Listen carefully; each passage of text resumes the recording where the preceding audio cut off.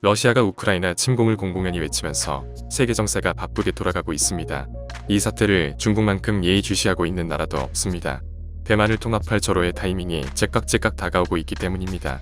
국제정세 전문가들은 만약 미국과 서방이 러시아를 저지하지 못한다면, 그래서 전 세계가 미국의 안보력을 신뢰하지 못한다면 중국은 거침없이 대만으로 밀고 들어간 공산이 크다고 전망하고 있습니다.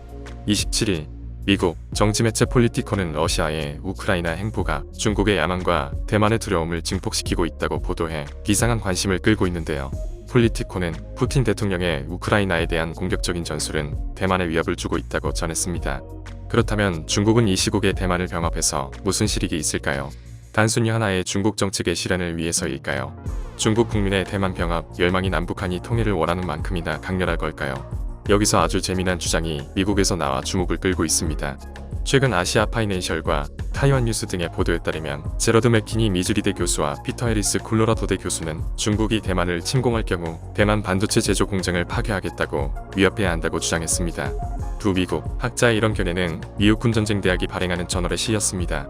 세계 최대 파운드리 업체인 TSMC 등의 반도체 생산 시설을 초토화해야 한다는 주장은 다소 과격하게 들리는데요. 두 미국 교수는 중국의 이와 같은 사실을 존엄하게 경고해야 전쟁을 막을 수 있다고 본 것입니다. 이들은 중국 침공 시 대만 반도체 시설이 철저히 파괴된다는 사실을 중국이 믿게 만들어야 한다고 강조했습니다.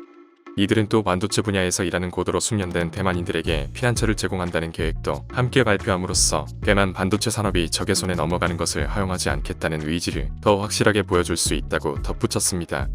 이는 전쟁 전술로 보자면 적군이 아군 진영을 접수할 위기에 처하면 아군의 보급품을 파괴해 버려야 한다는 점에서 무척 설득력 있게 들립니다만 전제 자체에 문제가 있습니다.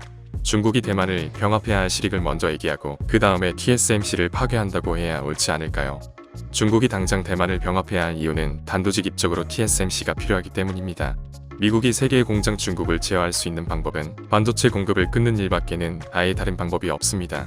반대로 중국이 미국을 제압할 방법은 너무나 많습니다.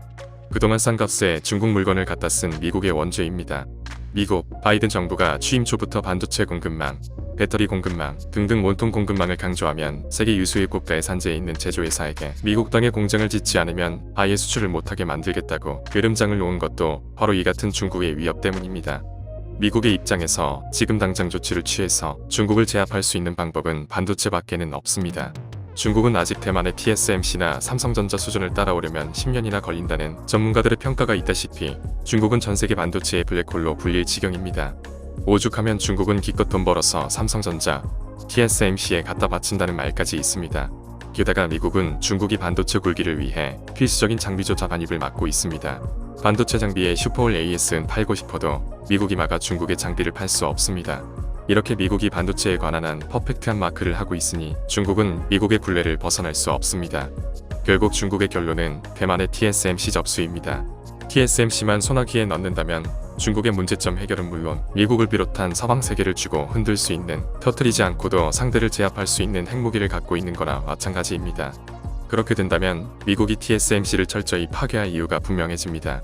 그럼 삼성전자는 어떻게 될까요? 우리나라가 우크라이나 사태를 예의주시해야 할 이유가 분명해졌습니다.